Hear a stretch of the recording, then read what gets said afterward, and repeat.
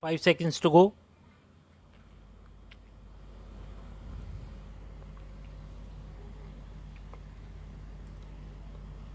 Start. The learned Solicitor General submitted that if the decision in Rajendra Singh Rana's case, which inter alia dealt with the question relating to the Speaker's powers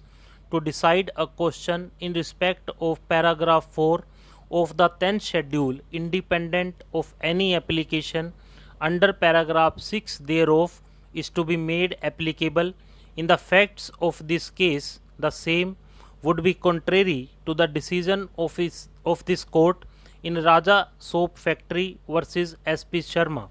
The learned Solicitor General also made special reference to the decision of this court in Mayawati versus Markandeya, Chand and others, wherein it was inter alia held that if the order of the Speaker disqualifying a member was to be set aside, the matter had to go back to the Speaker for a fresh decision, since it was not the function of this court to substitute itself in place of the Speaker and decide the question which had arisen in the case. In addition to his aforesaid submissions, the learned Solicitor General also submitted that various substantial questions of law in regard to the interpretation of the Constitution had arisen in the facts of the present case, namely, whether paragraph 4 of the 10th schedule to the Constitution,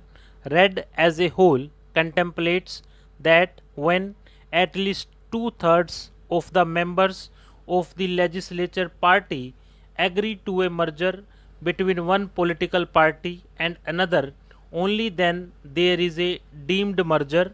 of one original political party with another, whether in view of the difference in language between paragraphs 3 and 4 of the 10th schedule, a deemed merger is the only thing to be looked at as opposed to a split which must be in an original political party cumulatively with a group consisting of not less than one third of the members of the legislature party. Whether post merger, those who do not accept the merger are subject to the anti defection law prescribed in the 10th schedule. Whether there is a conflict between the five judge benches in Rajendra Singh Rana versus Swami Prasad Maurya as against Supreme Court Advocate on Record Association Case SCC 409. What is the status of an unattached member in either House of Parliament or in the state legislature? Whether, in view of Article 212, Speaker is subject to the jurisdiction of court as such. According to the learned Solicitor General, the aforesaid questions which involved interpretation of the Constitution were required to be decided by a bench of not less than 5 judges in view of the constitutional mandate in Article 145 of the Constitution before a final decision was taken in these appeals. Appearing for Shri Kuldeep Bishnoi, the respondent number 1 in the appeals preferred by the Speaker, Haryana Vidhan Sabha, and the 5 MLAs against whom disqualification proceedings were pending, Mr. N. Gupta, learned senior advocate, at the very threshold of his arguments, submitted that this was a case which clearly demonstrated how the process of law was being misapplied and misused by the Speaker of the Haryana Vidhan Sabha so as to defeat the very purpose and objective of the anti defection law as contained in the 10th schedule to the Constitution. Mr. Gupta emphasized in great detail the manner in which the Speaker had